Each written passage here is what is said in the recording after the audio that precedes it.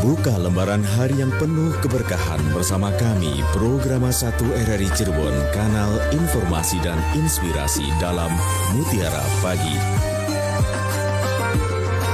Assalamualaikum warahmatullahi wabarakatuh. Alhamdulillahirabbil alamin wa bihi nasta'in ala umuri dunya waddin wa ala alihi wa ashabihi ajmain.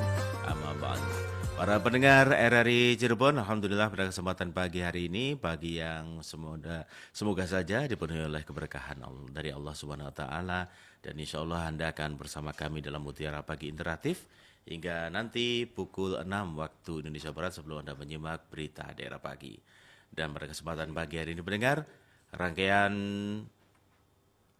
Mutiara Pagi Interaktif akan kami hadirkan dalam tema pendampingan kelompok rentan yang akan bersama Al-Ustadz Nasuha SAG MESY dari Bimas Islam Kemenak Kota Cirebon yang akan bersama-sama Anda untuk menjawab semua permasalahan Anda ataupun pertanyaan Anda yang bisa Anda tanyakan melalui line telepon kami di 0231 486374 ataupun 0231 849 3259, dan juga Anda bisa menyimak siaran kami melalui channel YouTube kami RRI Cirebon. Tonton yang Anda dengar melalui channel YouTube kami dan juga melalui WA kami 081324 951935.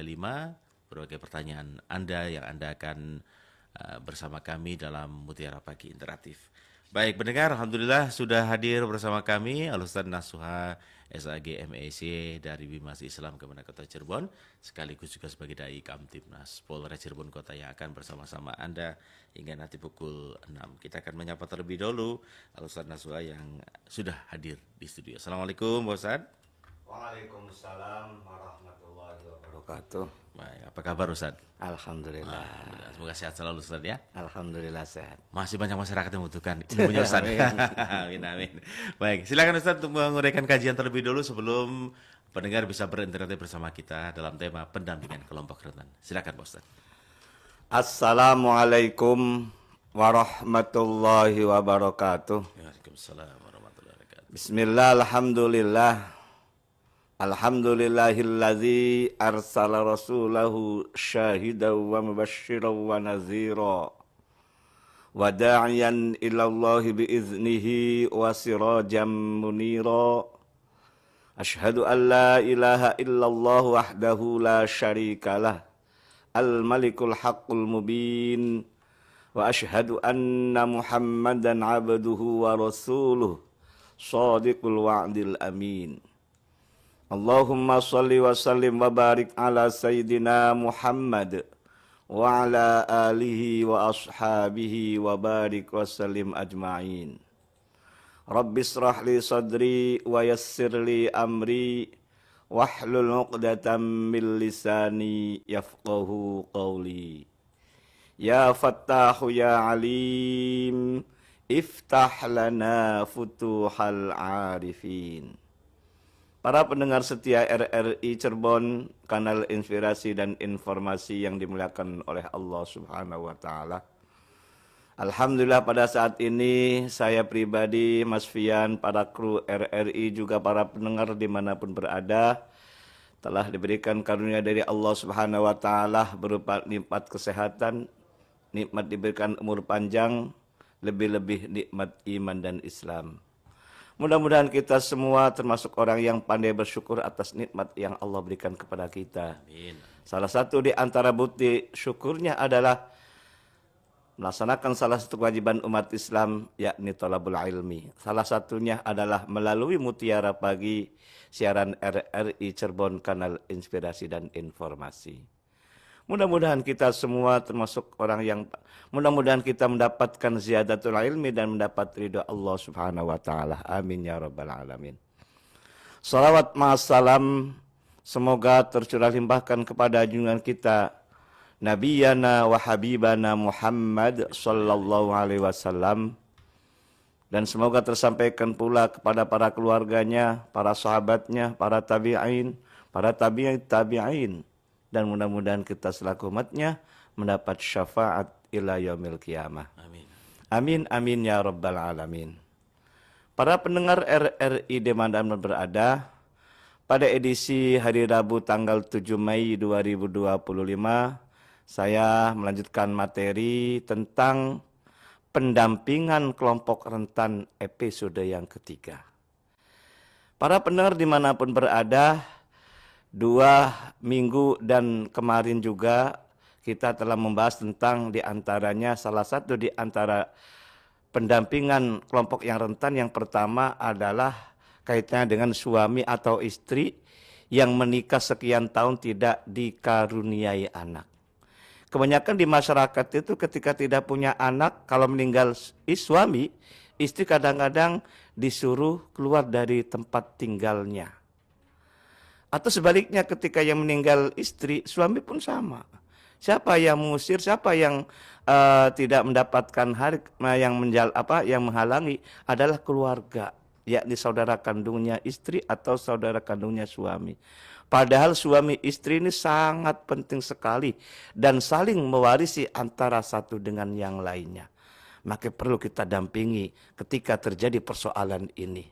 Karena sangat rentan sekali suami atau istri gara-gara karena tidak mendapatkan keturunan menjadi demikian. Pada kelompok rentan yang kedua adalah ponakan atau keponakan. Meninggal setelah meninggalnya ayah ibu. Nah, tata ini tidak dapat, padahal punya anak loh. Atau cucu dari kakek yang meninggal dunia. Ini banyak sekali kejadiannya. Keponakan orang tua Titi contohnya. Nah, Tata meninggal dunia tapi punya anak. Anaknya Tata tidak dapat. Padahal itu antara orang tua dengan anak tidak ada istilah mantan. Anak satu dengan anak yang lain tidak saling menghijab. Nah, maka karena tidak ada istilah mantan, maka tidak saling menghijab, tetap dapat hak. Nanti haknya yang anak meninggal dunia itu untuk siapa? Untuk anaknya lagi. Atau istilahnya keponakan dari anak yang masih hidup. Gitu loh. Maka terjadi persoalan antara keponakan dengan paman bibi atau waknya. Itulah. Dan keponakan ini dapat bukan langsung dari kakek, tapi dari orang tuanya keponakan tadi. Sudah kita bahas pada minggu kemarin. Nah sekarang episode yang ketiga ini adalah kaitannya dengan salah satu di antara anak meninggal dunia tapi tidak punya keturunan. Maka walaupun ini bahasanya sudah meninggal dunia, tetap harus kita bela, harus kita dampingi. Ya contoh konkret seandainya Tata Toto, kita kembali Mas Tata Toto Satiti saja biar gampang lah gitulah. Sudah familiar di pendengar RRI ini.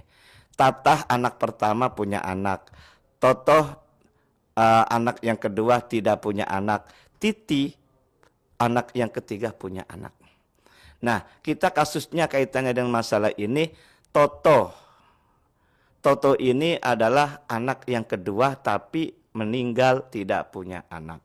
Dan meninggalnya pun sudah dewasa usia 35 tahun. Tapi meninggalnya itu tidak punya anak. Ayah Tata Toto ini meninggal tahun 2010. Kemudian ibunya meninggalnya tahun 2018. Nah ketika meninggal dunia ayahnya tahun 2010 belum bagi waris. Kemudian tahun 2018 ibunya meninggal belum bagi waris. Itulah.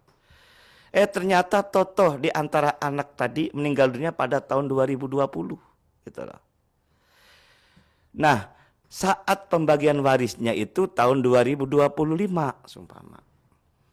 Nah maka dari meninggal dunianya kedua orang tuanya plus anak salah satunya meninggal dunia, maka cara pembagian warisnya itu dengan cara munasakhoh.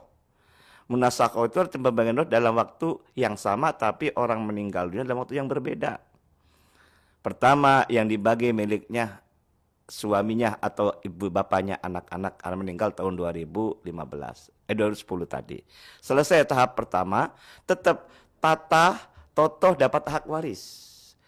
Berlaku 2:1, laki 2 perempuan 1. Laki 2, Tata laki, Toto laki, perempuan Titi. 2, 1 berarti 5. Berarti Tata dapat 2/5, Toto dapat 2/5, Titi dapat 1/5. Tahap pertama yang meninggalnya adalah suaminya, istri tadi. maka dibagi miliknya suami. Kalau itu harta merupakan harta bersama, dibagi dua dulu, yang dibagi hanya miliknya suaminya. Selesai tahap pertama, tahap keduanya milik ibunya atau istri dari suami yang meninggal dunia tadi. Nah, istri dari meninggal dunia itu dibagi juga, tetap haknya kepada anaknya juga. Toto, Tata, dan Titi. Kesimpulannya seumpama Tatah dapat seandainya 500 juta, berarti Tatah dapat 200, Totoh dapat 200, Titi dapat 100. Nah, di sini persoalannya meninggal dunia adalah Totoh. Nah, maka Totoh yang tadinya meninggal dunia itu tetap dapat hak, saya sampaikan tadi. Nah, haknya Toto ini untuk siapa kan gitu lah. Nah, karena yang meninggal dunia sangat butuh sekali namanya pahala. Mungkin Tata masih hidup, bisa dapat pahala melalui sholat, melalui ibadah puasa. Titi pun sama, karena masih hidup, bisa sholat dan sebagainya. Tapi Toto dapat pahala enggak? Selama ketika dia meninggal dunia tidak dapat pahala. Maka kata hadis Nabi itu, dalam hadisnya itu, idza mata ibnu adama in qata'a amaluhu illa bisalasin. Ketika anak Adam atau kita sebagai manusia meninggal dunia, semua putuslah amalnya. Karena sudah meninggal dunia. Kecuali 3 perkara yang tidak terputus amalnya. Yang pertama adalah shadaqatin jariyah, sedekah jariyah. Yang kedua, au ilmin yuntafa'u bi, ilmu yang bermanfaat. Yang ketiga, awaladin sholihin yad'ulah. Yang ketiga adalah memiliki anak yang senantiasa mendoakan ayah ibunya. Nah, Toto dalam posisi tidak punya anak. Maka tidak ada harapan doa dari anak, gitu loh. Yang kedua, Toto bukan sebagai guru atau bukan ustadz. Maka tidak punya ilmu yang manfaat. Paling tidak, salah satu di antara 3 pilihan itu adalah sedekah jariyah. Maka hak-hak milik Toto yang 2/5 itu untuk Toto gitu loh. Nah, di sini ketika salah satu anak tidak atau meninggal dunia tidak punya anak, tidak dapat hak. Padahal waktu meninggalnya ayah belum bagi waris. Waktu meninggal ibunya belum bagi waris. Kan punya hak kan si Toto ini. Nah, bagi warisnya tahun 2025, meninggal tahun 2020. Nah, di situ. Toto sangat butuh sekali kaitannya dengan masalah doa-doa, pahala-pahala. Tatah dan Titi mungkin belum sempat atau tidak sempat mendoakan adik atau kakaknya ini.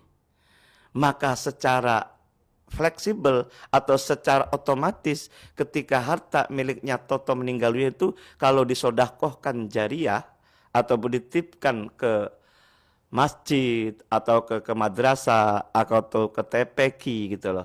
Itu kan akan mengalir pahalanya. Toh itu miliknya, cuma sayang aja waktu hidupnya tidak bagi waris. Belum sempat untuk menikmati harta milik orang tuanya. Maka Toto ini punya hak, dari haknya itu keluarganya, Tatah atau Titinya harus legowo, harus punya inisiatif baik untuk ditempelkan harta-harta milik Toto itu ke masjid sebagai sarana ibadah atau ke madrasah, tempat pendidikan keagamaan ataupun ke TPQ, tempat orang belajar mengaji itu. Maka ketika harta-harta ditempelkan sebagai pembangunan di TPQ, madrasah atau masjid kan itu ketika tempat-tempat ibadah itu dilaksanakan untuk ibadah, insya Allah Toto akan mendapatkan jariyah akan mendapatkan pahala jariyah. Pahala itu mendapatkan dia pahala, jariyahnya kan akan mengalir sepanjang sarana-sarana ibadah itu dipergunakan untuk ibadah. Itulah yang dimaksud dengan betapa pentingnya pendampingan masyarakat yang rentan tadi. Walaupun meninggal dunia, kita harus perjuangkan. Dan alhamdulillah ketika saya dapat amanah dari masyarakat kemudian membagi, ternyata saya tanya ada salah satu di antara meninggal dunia. Kemudian sampaikan ini, welcome ternyata saudara-saudara kandungnya. Oh iya ya gitu. Saya sebagai keluarganya, saya sebagai adiknya, saya sebagai kakaknya, mungkin tidak sempat untuk mendoakan adik saya, tidak sempat mendoakan kakak saya gitu. Tapi kalau haknya kemudian diberikan sebagai sodako jari atas namanya, kan sangat sederhana dan sangat mudah sekali. Tentunya dia sangat otomatis dia mendapatkan pahala, gitulah. Karena orang yang meninggal dunia butuh pahala. Untuk apa? Untuk kebaikan dirinya. Mudah-mudahan dengan pahala-pahala melalui sodako jariah ini, dia akan bahagia di alam barzah, bahagia di dunia di alam kubur ini. Nanti akan mendapatkan kebahagiaan pula di akhirat nanti. Itulah sebagaimana di antara pendampingan-pendampingan ini harus kita perjuangkan. Salah satunya di antara suami istri yang tidak punya anak, kemudian salah satu anaknya meninggalnya tapi punya anak, sebagai keponakannya tetap kita harus pertahankan, kita perjuangkan itu. Yang ketiga kaitannya dengan salah satu anaknya meninggal dunia tapi tidak punya keturunan, maka tetap dia dapat hak, karena bagaimanapun juga anak dengan orang tua tidak ada istilah mantan. Karena tidak ada istilah mantan, tetap dapat hak. Haknya yang meninggal dunia itu jadikan sebagai sodakoh jariah atas nama anak yang tidak punya anak dan belum mendapatkan warisan saat waktu hidupnya. Mudah-mudahan dapat dipahami dan dapat dimengerti. Bagi yang belum paham, mari kita bersama-sama untuk dialog interaktif akan dipanjambung oleh Mas. Baik, Pia. terima kasih Ustadz Ya. untuk kesempatan pagi hari ini yang sudah menguraikan kajian terkait dengan kelompok rentan. Dan ini memang kadang-kadang di masyarakat gitu ya Ustadz ya, ketika ada orang tuanya kemudian meninggal, tidak punya anak ataupun punya anak, keponakan ini kadang-kadang tidak kebagian gitu ya Pak Ustadz ya. Iya. Nah, itu. Nyata itu ya. Nyata Pak Ustadz ya. Dan ini memang udahlah orang tuanya udah meninggal ini nggak usah dibagi gitu ya Ustadz. Nggak usah dikasih. Nggak usah dikasih gitu ya Pak Ustadz. Ya baik. Baik, dan silakan nanti pendengar Anda bisa berinteraksi bersama kami melalui dua nomor telepon kami di 0231 486 374 ataupun di 0231 484 93259 dan juga channel YouTube kami RRI Cirebon. Pada kesempatan pagi hari ini silakan Anda bisa tuliskan pertanyaan Anda melalui channel YouTube RRI Cirebon, dan terima kasih juga bagi Anda yang sudah menyimak siaran kami melalui channel YouTube RRI Cirebon. Dan kita akan menyapa Aki Gazi yang sudah berkirim WA di 081 324 951 935. Assalamualaikum Pak Kiai, dari Aki Gazi. Mohon izin bertanya, jika seorang anak yatim mempunyai harta peninggalan orang tuanya yang diurus oleh pamannya yang serba kekurangan. Pamannya serba kekurangan nih Pak Kiai ya. Bolehkah si pamannya ini menikmati sebagian harta tersebut, baik dari hasil pertaniannya maupun dari hasil usahanya, sampai si paman ini menjadi orang yang berkecukupan? Dan bagaimana jika waktu penyerahan warisan tersebut harta warisannya menyusut, berkurang karena dipakai biaya hidup si anak yatim? Mohon penjelasannya Pak Kiai. Terima kasih. Silakan Pak Kiai dari Aki Gazi. Terima kasih Pak Aki Gazi, kaitannya dengan masalah ponakan orang tuanya meninggal dunia, Ya. berarti anak yatim, Anak yatim. ya kan? Ya. Kemudian pamannya itu mengurus anak yatim, dan pamannya itu Kekurangan lah. kekurangannya serba sederhana lah.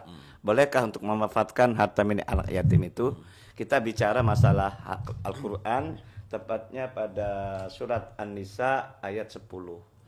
Allah telah berfirman, Innallazina ya'kuluna amwalal yatama zulman innama ya'kuluna fi butunihim naro wa sayaslawna sa'ira. Artinya ini kita harus hati-hati memakan harta anak yatim.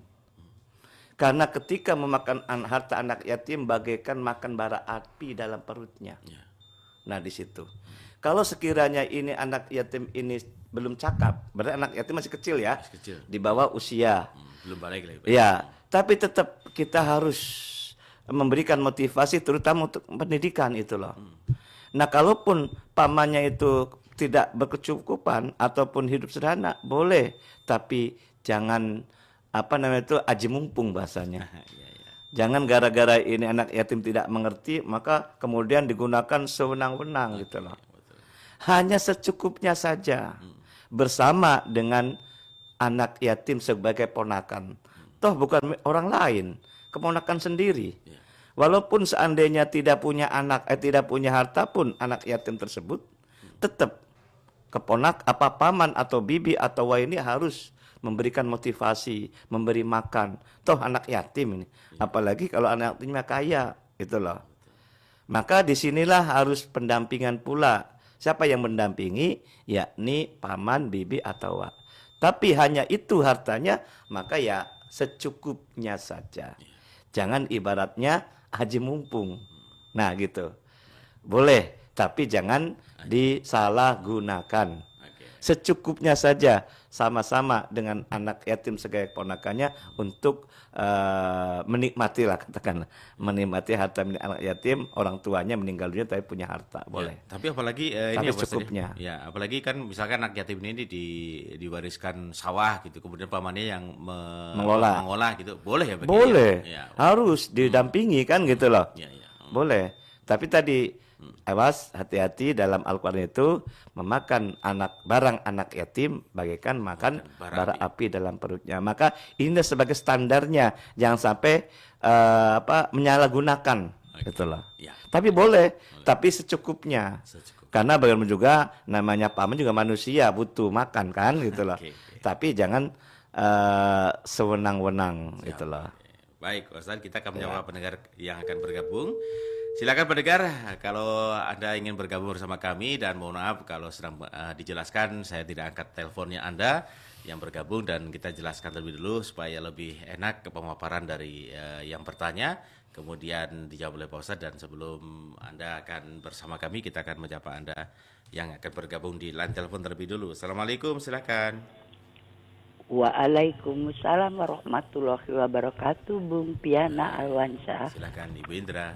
Iya, terima kasih. Ini kuotanya habis, nggak bisa masuk YouTube. Ya, baik, silakan.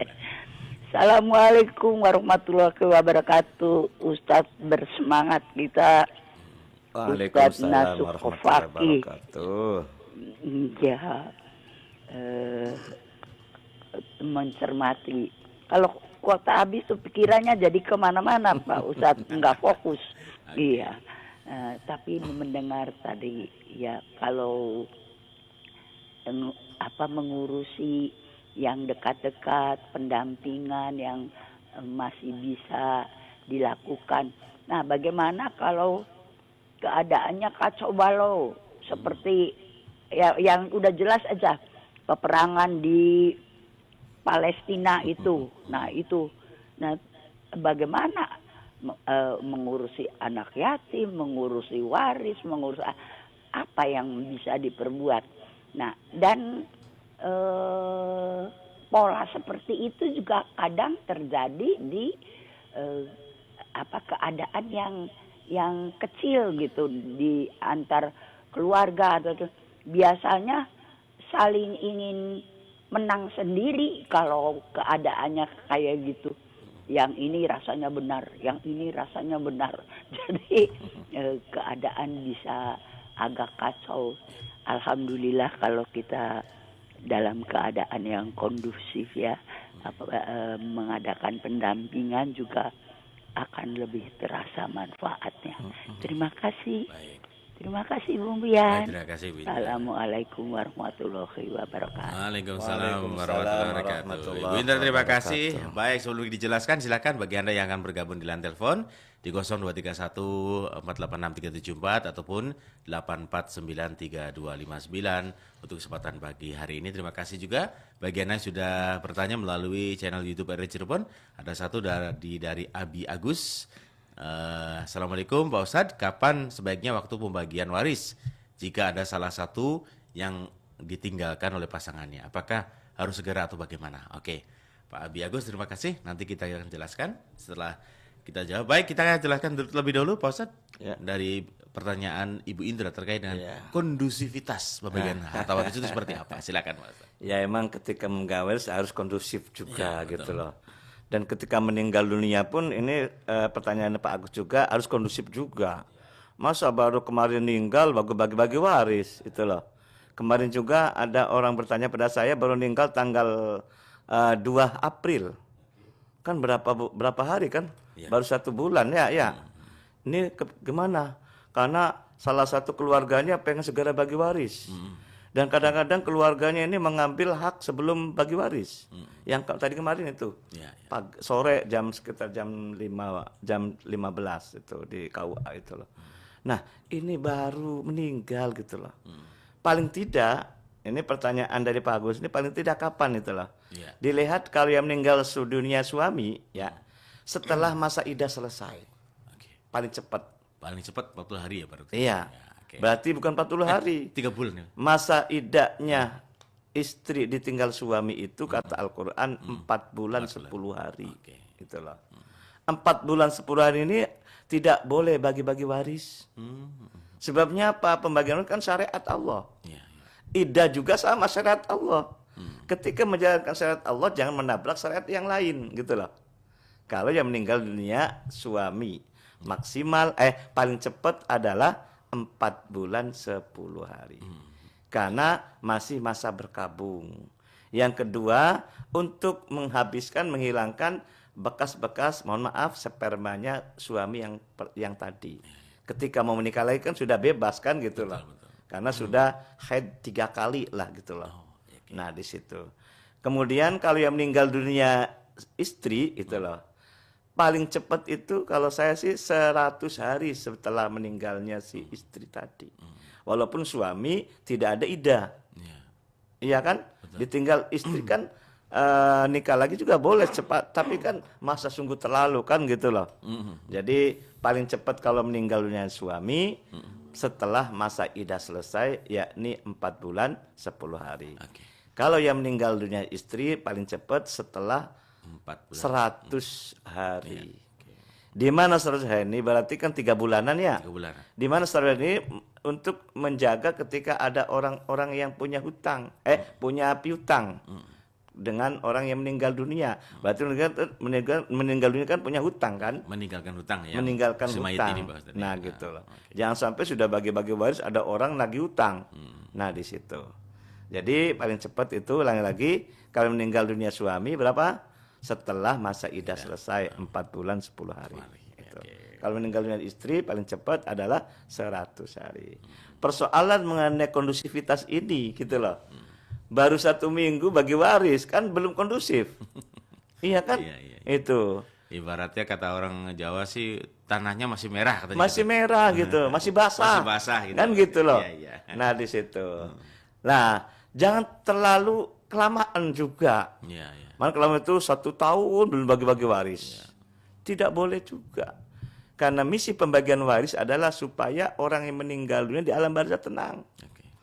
Karena bagaimanapun juga kita punya harta-harta waktu hidupnya, selesaikan harta itu dengan pembagian waris itu. Nah, perlu pendampingan itu loh, Bu Indra, benar. Nah, karena bagaimanapun juga orang tuh ketika masalah harta kadang-kadang gelap mata gitu loh. Akhirnya aku bener dewek, cari Bunda Indra bener. Betul. Ya, apalagi kalau ada persengketaan, egois kedepankan gitu loh. Sampai kerana pengadilan, mencari keadilan kanan-kanan. Tapi kan sudah menguasakan hak-haknya, sudah dikuasai oleh salah satu keluarganya. Maka perlu namanya pendampingan ini. Pendampingannya kalau pengadilan berarti harus ada pengacara. Yang setidaknya pengacara itu tahu tentang tata cara dalam persidangan itu. Dan bila perlu pengacara tidak hanya tahu tata cara persidangan, tapi tahu pun ilmu warisnya. Supaya ketika ada semacam eksepsi ataupun ada jawaban-jawaban dari tuduhan itu bisa mengkanter, bisa menjawabnya itu. Perlu pendampingan itu. Baik, Ustaz. Nah, di situ ya. Jadi pentingnya pendampingan itu dan dalam waktu yang kondusif. Ya. Tidak waktu berperang gitu loh. Berperang gitu ya, Ustaz. Ataupun dalam baru meninggal pun belum kondusif kan gitu. Iya. Ya. Oke, baik. Kondusifnya maksimal minimal berapa tadi? Setelah masa iddah. Oke. Sudah 100 hari ke atasnya lah gitu. Baik, Ya Ustaz. di situ. Ya. Sebelum kita menjawab pertanyaan dari pendengar yang akan bergabung di telepon, kita akan menyapa Ibu Reni dari Plumbon. Terima kasih Bu Reni. Assalamualaikum Pak Ustadz. Senang bisa mendengarkan ceramah kembali pagi ini katanya. Mau bertanya, mohon maaf, mau bertanya Pak Ustadz, bagaimana kalau orang berumah tangga lama belum punya anak dan akhirnya mengadopsi bayi, mengambil dari panti asuhan, katakanlah begitu ya Pak Ustadz, dan diresmikan oleh notaris bahwa anak tersebut diakui sebagai anak mereka. Bahkan dimasukkan ke daftar gaji, diakui anaknya karena kedua orang tuanya PNS, katanya begitu Pak Ustadz. Dan ketika orang tuanya kelak meninggal dunia, dapatkah anak tersebut warisan dan berapa bagian? Mohon penjelasannya Pak Ustadz, dan terima kasih atas jawabannya. Terima kasih juga Mas Yana. Oke, Pak Ustadz mohon doa untuk Papi Deden dan Pak Ustadz Mahfud yang sedang sakit katanya. Silakan Pak Ustadz. Iya, Papi Deden dan Pak Kiai Mahfud juga sedang sakit katanya. Mari kita bersama untuk mendoakan Papi Deden dan Pak Mahfud Said. Mudah-mudahan beliau diberikan kesembuhan, panjang umur. Allah hadinus salihah ila hadrul Mustafa Sayyidina Rasulullah sallallahu alaihi wasallam. Khusus Bapak Deden, Bapak Kiai Mahfud, sihatihi wa afiyatihi, sihatihi, salaman salam. Allahumma rabban nasi hadhihi al-ba'sa anta syafi la shifaan illa shifaaka shifaan la yudhsa syai'un lillahi lana walumul fatihah. A'udzu billahi minasyaitonir rajim. Bismillahirrahmanirrahim. Alhamdulillahi rabbil alamin arrahmanir rahim maliki yaumiddin. Iyyaka na'budu wa iyyaka nasta'in ihdinas siratal mustaqim siratal ladzina an'amta 'alaihim ghairil maghdubi 'alaihim waladdallin. Ustaz, sebelum kita menjawab pertanyaan dari Ibu Reni, kita akan menyapa pendengar yang akan bergabung di line telepon di 89. Assalamualaikum, silakan. Waalaikumsalam warahmatullahi wabarakatuh. Baik, silakan dari Subang. Pak Kasmo, ya. Baik, Pak Kasmo silakan. Mohon maaf. Silakan. Assalamualaikum Pak Ustadz. Waalaikumsalam warahmatullahi wabarakatuh. Alhamdulillah, saya yang sudah kemarin-kemarin, minggu-minggu yang sudah kelewat, biasa memikirkan masalah menelaah, masalah ilmu waris. Tapi saya sendiri baru sekarang mau dibicarakan sama Pak Ustadz. Pak Ustadz, waktu dulu orang tua saya punya anak 2, saya sama kakak saya perempuan.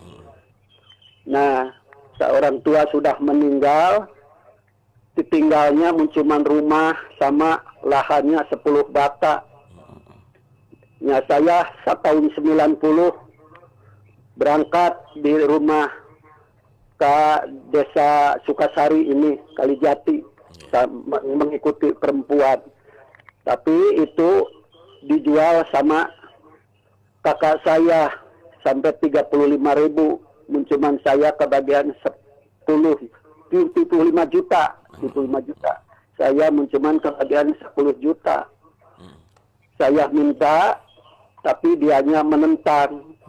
Jangan, udah segitu aja. Sampai saya nggak apa-apa lah. Ada yang ngasih saran, udah jangan yang dipaksa katanya gitu. Nah, saya sekarang kasihan hukuman masalah bagi waris di dunia sampai ke akhirat. Bagaimana saya mah sadar gitu Pak Ustadz. Tapi kan saya kasihan nanti kakak saya sama orang tua saya gitu.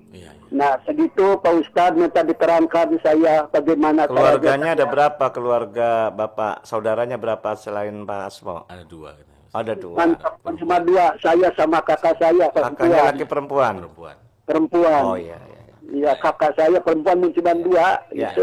Nggak punya apa-apa, cuma berubah sama lahan 10 bata gitu.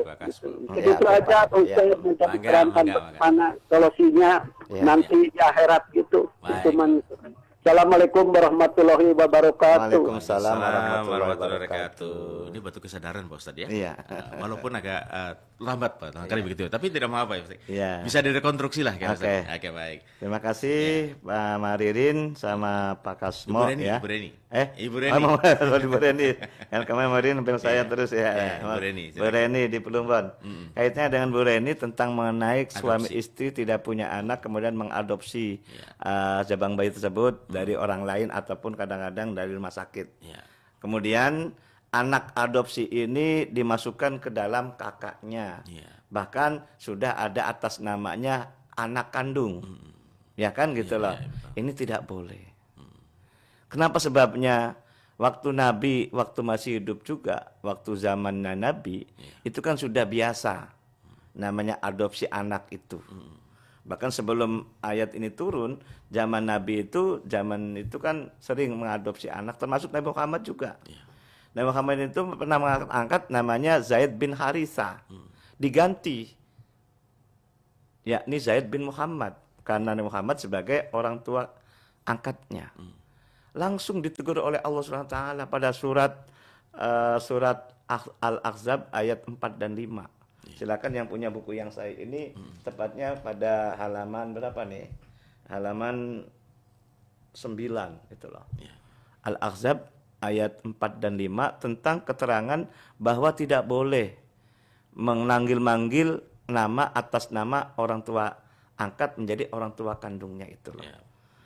Nah, kemudian dipertegas surat Al-Ahzab ayat 40-nya, saya sebutkan, saya bacakan, maka Muhammadun aba ahadin mirijalikum walakin Rasulullah wa khataman nabiyyin wa kana Allah bikulli syai'in alima. Muhammad itu sekali-kali bukanlah bapak dari seorang laki-laki di antara kamu. Tadi kan Zaid bin Harisah diganti Zaid bin Muhammad. Karena waktu zaman jahiliyah itu sudah sering demikian gitu loh. Nah, ini sebagai intiba, sebagai gambaran Nabi saja tidak boleh gitu loh. Apalagi kita, bukan ukurannya gitu loh. Ya, tidak boleh gitu loh. Tetap orang tua kandungnya itu yang melahirkan atau yang memberikan alat momen sebagai spermanya, yakni ayahnya gitu loh. Nah, itu tidak boleh. Nah, gitu loh. Jadi tidak boleh dikasih bin gitu Pak Ustaz. Tidak boleh dikasih bin atas nama ayah yang ayah angkat tadi gitu loh. Nah, namanya yang menerbitkan SKK, yang menerbitkan kan pihak lain, dinas terkait, yakni Disduk Capil ya. Kan tidak tahu.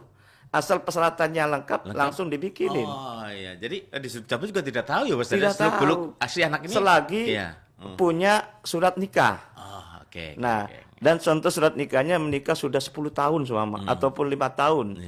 Tapi sudah punya nikah, kemudian situ ada anak. Kan diklaim atas nama anaknya, ya sah-sah saja. Sah-sah saja kan, tapi kan tidak tahu. Betul. Yang tahu siapa? Ya orang tua angkat itu loh, jangan. Yang Nabi saja ditegur oleh Allah. Silakan surat Al-Ahzab ayat 4, 5 dan ayat 40 ditelaah, silakan itu loh. Jangan sampai kita niat baik tapi berlebihan, itu yang masalahnya itu. Tetap sebagai anak angkat, toh masalah anak angkat itu nanti tidak saling mewarisi. Yang sangat berhak itu adalah siapa? Saudara-saudara kandungnya kalau tidak punya anak itu. Nah, di situ yang kita pahami di situ. Gitu loh. Jadi jangan sampai kita memutarbalikan fakta, gitu loh. Itu menjadi bahaya. Siap, gitu loh. Ustaz. Baik. Sudah dijawab pertanyaan dari Bu Reni? Nah, sudah ya. Baik, dari Pak Kasmo nih, panjang nih kayak Pak Kasmo ini silakan. tentang mengenai persoalan sudah nasi jadi bubur gitu loh. Nah, apakah kalau bisa? Secara melihat kenyataan kan Pak Kasmo sebagai anak laki-laki dapat 2/3. Betul. Kakaknya yang perempuan dapat 1/3. Nah, kalau sekiranya ini menyadari hal demikian salah, kalau bisa kata Mas Fian direkonstruksi ulang. Nah, nanti hasilnya seandainya dapat lebih besar daripada kakaknya yang perempuan, nanti dihibahkan ibaratnya. Contoh seumpama kalau seandainya nilai uangnya 200 sama 100 kan gitu loh. Sebetulnya ini Pak Kasmi dapat 200. Baru dapat 50 gitu seumpama. Yang besar kan adalah Pak Kasmo. Nah, kemudian adik kakaknya itu dapat 100. Udah.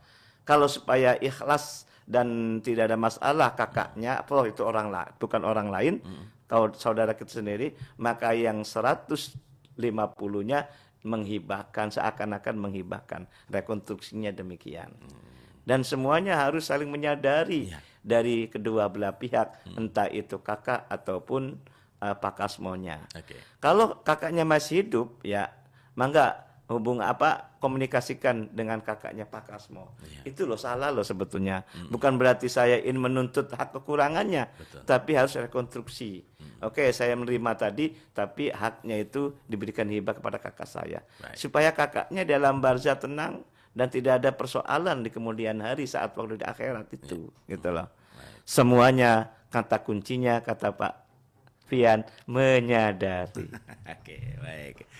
Kalaupun tidak, nanti kalau susah-susah panggil aja Pak Ustadz lah. Siap Pak Ustadz. Saya jadi supir Pak Ustadz lah, boleh lah kayak kesukaan Pak Ustadz. Baik, terima kasih Pak Kasmo sudah dijawab pertanyaan dari Pak Kasmo. Ya Pak Kasmonya kalau kurang jelas nanti bisa hubungi Pak Ustadz ya. Baik, dan dari Abdurrahman, Assalamualaikum Pak Ustadz. kalau masa idah seorang istri yang ditinggal mati suami dan sudah menopause, apakah masa idahnya sama dengan wanita yang masih punya haid? Mohon penjelasannya Pak. Dari Pak Abdurrahman Bumi Ayu. Terima kasih Pak Abdurrahman Bumi Ayu. Jadi menopause dengan masa idah itu beda. Ya, oke. Kalau masa idah tentang orang meninggal dunia, Al-Quran jelas 4 bulan 10 hari. Ya, ya. Entah menopause atau masih subur itu loh. Sama 4 bulan 10 hari. Karena masa idah bukan hanya masalah bukan masalah men ataupun menstruasi gitu loh. Beda kalau dicerai oleh suaminya. Nah, kalau dicerai oleh suaminya dalam Al-Quran salah satu kuru. Ya, 2 3 kali sucian atau 3 kali haid. Kalau meninggal dunia itu bukan haidnya, tapi 4 bulan 10 hari itu. Entah menopause, entah tidak menopause. Ya, gitu belum loh. menopause gitu, ya. 4 bulan 10 10 hari itu qot'i jalal. Oke, baik. Jelas Baik. ayatnya gitu. Semua jelas, Bapak Ibu Bumi Ayu, kita menyapa pendengar ya. Ustaz, Assalamualaikum. Oh, mohon maaf terputus. Silakan nanti Anda bisa berinteraktif kembali bersama kami melalui line telepon di 4863374 ataupun juga di 023184932259. Sebelum ada pendengar lagi yang akan dijelaskan, nanti kami akan akhiri rangkaian kebersamaan bersama kami melalui Mutiara Pagi interaktif untuk kesempatan pagi. Baik. Tidak ada, kita akan menyapa pendengar yang akan bergabung ataupun yang sudah bergabung di line WA di 081324951935. Assalamualaikum Pak Ustadz. Saya Ibu Sari dari Kedawung dan saya ingin menanyakan terkait dengan anak adopsi katanya begitu Pak Ustadz. Nah, ini anak adopsi ini memang kata Pak Ustadz kan tidak boleh dibagi waris ataupun seikhlasnya saja kalau ini. Nah, seperti apa nih Pak Ustadz kalau anak ini memang berbakti sekali kepada orang tua angkatnya katanya begitu Pak Ustadz. Dari mulai mohon maaf Pak Ustadz, dari mulai memelihara orang tua angkatnya sampai dengan meninggalnya dia saja sendiri. Tapi saudara-saudaranya dari orang tua angkatnya ini memang tidak peduli katanya. Nah, ini sebuah problema menurut saya gitu Pak Ustadz. Nah, bagaimana menurut Pak Ustadz katanya begitu Pak Ustadz, silakan. Ya, oke, yang pertama anak angkat dengan orang tua angkat tidak saling mewarisi. Ya. Ini prinsip ini. Prinsipnya gitu. Kalaupun anak angkatnya sebagai anak angkat tidak dapat waris tapi melalui hibah ataupun wasiat. Hibah ataupun wasiat untuk anak angkat itu ada batas maksimal. Maksimalnya adalah 1/3. Tidak lebih dari 1/3 itu. Iya. Sisanya 2/3-nya itu siapa? Untuk saudara kandungnya. Paling utama. Sudah meninggal saudara kandungnya, keponakannya. Apa keponakan itu? Anak dari saudara kandung kan? Iya. Tapi meninggal dunia, itu yang paling berhak itu. Itu loh. Utama lagi siapa? Istri atau suaminya gitu loh. Istri ketika meninggal suami itu dapat hak 2 loh. Iya. Apa coba? Ingat nggak Mas Fian? Separuh dari harta bersama dan setengah dari harta warisan kalau meninggal suami. Kalau meninggal istri, suami dapat setengahnya, setengah lagi warisannya. Iya. Gitu loh. Kalau meninggal suami ya, kalau meninggal suami berarti istri dapat setengah dan dapat 1/4-nya. Itu. Dan yang namanya siapa? Anak angkat hanya 1/3. Itu bukan warisan, tapi melalui akad hibah ataupun wasiat. Lupa tidak hibah, lupa tidak wasiat, ada yang ketiga, wasiat wajibah. Gitu. Sudah diatur oleh kompilasi hukum Islam. Tapi lagi-lagi maksimal tidak boleh melebihi 1/3. Walaupun ekspektasi anak angkat luar biasa, kebanyakan ekspektasinya kan tidak sesuai dengan apa yang diinginkan oleh orang tua angkat kadang-kadang. Ternyata anak angkat taat gitu loh. Ngopeni. Itu nggak ada masalah, tetap maksimal 1/3 itu loh. Kalaupun ngopeninya itu dinilaikan rupiah, mah nggak boleh. Berarti kan dia kadang-kadang tuh saya melihat entah orang tua kandung, anak kandung ataupun orang kadang-kadang tuh ketika orang tua memberi tidak hitung-hitungan, tapi ketika anak gitu loh, ketika memberikan kepada orang tua hitung-hitungan kadang-kadang tuh. Betul. Kebalik gitu. Kebalik kadang-kadang. Makanya kita harus hati-hati dalam hal kasih sayang orang tua ke anak sepanjang masa. Tapi ingat loh, kasih sayang anak ke orang tua hanya sepenggalahan atau sepenggalan-gala. Nah itu. Saya bagi waris ketika anaknya pernah memberi kepada orang tuanya dihitung. Gitu loh. Kemudian sama anak yang lainnya menghitung juga. orang tua memberi kepada anak tidak hitung-hitungan, tapi anak memberi kepada orang tua menghitung gitu loh. Itu makanya harus perlu pendampingan semua. Harus kita sebagai advokasi kedua belah pihaknya. Pendampingan itu sangat penting sekali gitu loh. Kita kembali kepada tadi ya. Jadi pengadopsian anak angkat itu tidak saling mewarisi. Kalaupun anak angkat sangat luar biasa, itu tidak langsung untuk anak semua. Karena yang paling hak itu adalah siapa? Orang tua atau sebagai suami atau istrinya kalau meninggal salah satunya, dan saudara-saudara kandungnya itu. Oke, baik Pak Ustadz. Pak Ustadz, waktu misalkan kita, tapi kita akan berterima kasih dulu kepada pendengar yang sudah bersama kita melalui channel YouTube kita untuk kesempatan pagi ini RRI Cirebon. Ada Pak Abi Agus, terima kasih Pak Agus yang tadi sudah dijawab pertanyaannya, dan Pak Sodikin Dikin, alhamdulillah selalu mengiringkan sarang istri katanya gitu. Dan Aiga Gazi juga menyimak siaran RRI Cirebon, semoga sehat Pak Fian dan juga Pak Ustadznya. Amin. Baik Pak Ustadz, waktu yang misalkan kita untuk kesempatan pagi ini, ada sesuatu yang disampaikan sebelum kita akhiri? Terima kasih para pendengar dan Mas Fian dan para pendengar yang berada. Pendampingan masyarakat rentan ini salah satunya yang meninggal dunia tadi.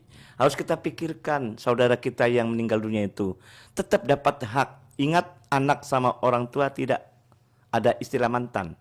Maka tetap dapat haknya. Anak yang meninggal dunia punya anak tidak punya keturunan itu disodaqoh jariyahkan atas namanya, supaya apa? Mengalir pahalanya, karena sangat butuh pahala itu orang yang meninggal sebetulnya daripada kita, karena kita masih bisa mencari pahala melalui sholat dan seterusnya, tapi orang meninggal dunia tidak bisa sholat, maka putus amalnya kecuali 3 perkara, salah satunya apa? Sodaqoh jariyah.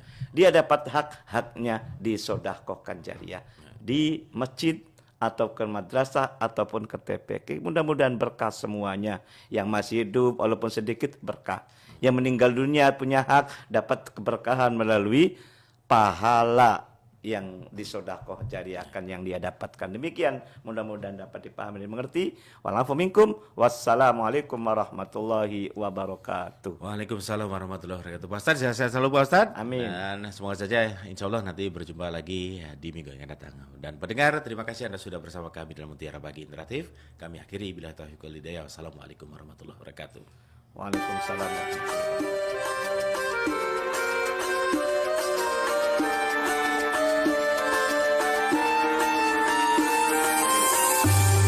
Anda sudah bersama kami dalam Mutiara Pagi Pro 1 RRI Cirebon, kanal informasi dan inspirasi.